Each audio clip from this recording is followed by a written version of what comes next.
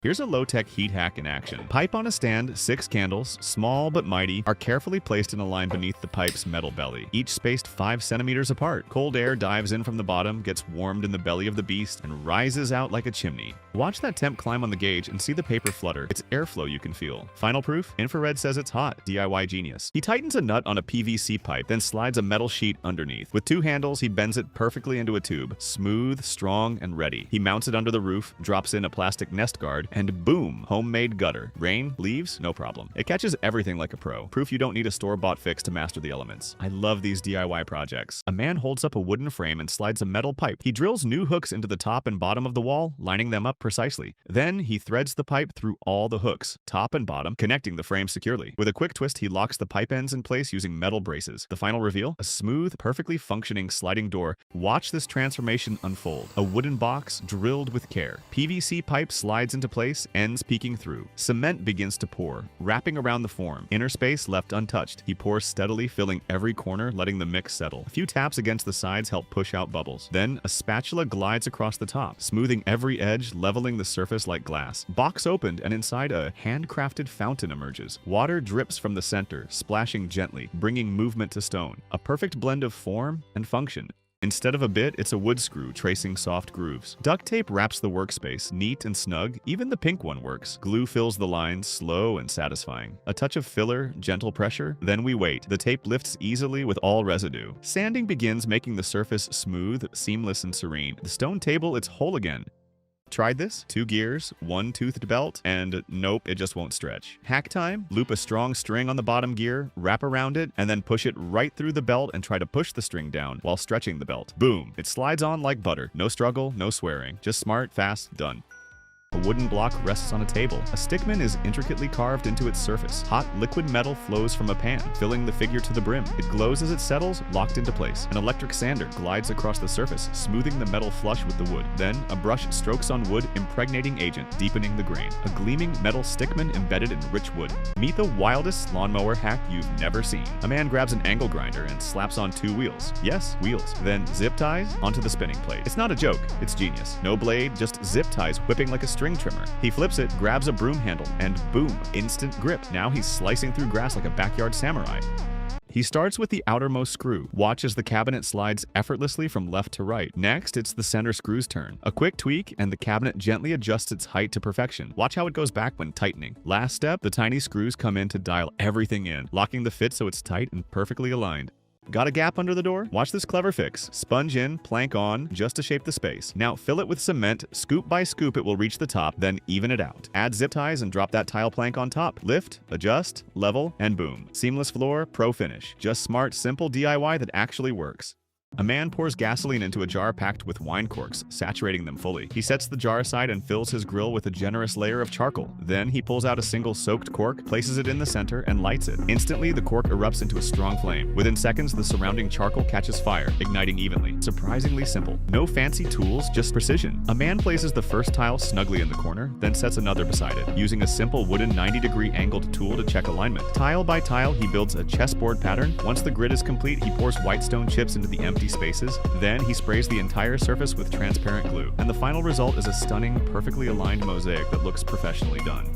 This isn't just a lamp, it's sculpture in motion. Watch the process. Rod set, lamp bent, and cradled inside. He fills the box with wet sand which flows in to protect, and cement seals the shape, gives this object a sturdy form. A quick skim across the top with flat object. He easily opens the box, side by side. The reveal begins. He grabs a stick, and with every stroke, sand gives way to design. He uses brush for finer detail. What emerges is pure craftsmanship, a glowing cement block, hand-built and beautifully lit. Watch this clever fix unfold. He folds the tube just right, aligning the edges with care. It slides onto the stick, snug, steady, no wobble in sight. He sands both ends, smoothing the surface like prepping fine woodwork. Now the glue, smeared with slow precision. No rush. Contact is made and the bond holds tight, firm, solid, ready for action. A moment of silence, then boom. Just like that, your tire's back in action. No bike shop needed, no fancy tools required. Just hands, smarts, and a little DIY magic. Ever wondered why your shelf fell off the wall? Chances are the drywall anchor couldn't take the heat. Today we're testing the real deal. Metal versus plastic anchors. Watch this. Plastic anchors grip like a claw, but struggle with heavier loads. Metal ones? They bite deeper, holding tight even under pressure. Each design's got its own job, from quick fixes to load bearers. Even I didn't know this. They all look the same, but each anchor has different purpose. Even the drilled material is important. So next time you're screwing into drywall, pick your anchor like a pro. Or maybe watch this test video. Your walls and your pride will thank you. Take care.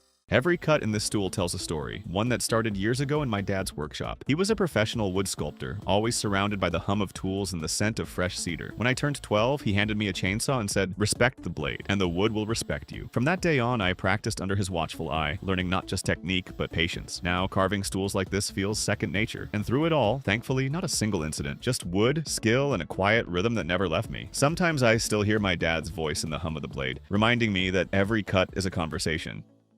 Corner busted? No problem. He slides a poker card under the damage, adds paper edges, glues it tight. Next, he pours in the fix. Tiny chips, 2 metal rivets with cut ends, and fills everything with filler to rebuild the corner from scratch. Quick sand, a fresh coat of paint, and boom, flawless finish. You'd never guess this table was ever broken. A man grabs 2 stationary knives and wedges them into the gap between floor tiles. He drags a large plastic sheet through, and just like that, the knives slice clean lines as he pulls. No ruler, no measuring, just pure precision. He repeats the motion, and in seconds, a 2-meter sheet is perfectly divided into 3 equal parts. Fast, flawless, and seriously satisfying.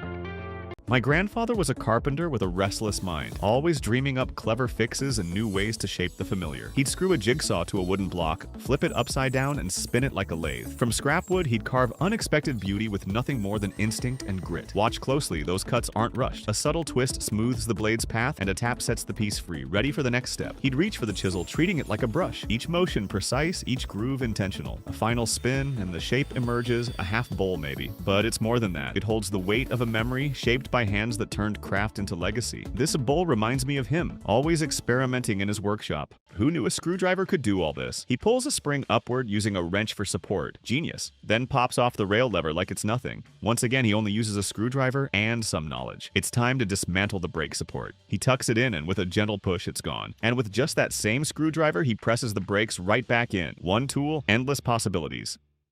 First things first, dig a slim trench along the patio line, make it 3 meters in length and 30 centimeters deep. Drop in a curved pipe and cover it with gravel and soil for a clean, hidden channel. Now mark your space, lay out cement pads for your fire pit, stack the wood in a pyramid, spark it up, and watch the flames dance. Flip on the blower at the far end. Boom! Heat builds, but no smoke. It slips away like magic, just fire and fresh air.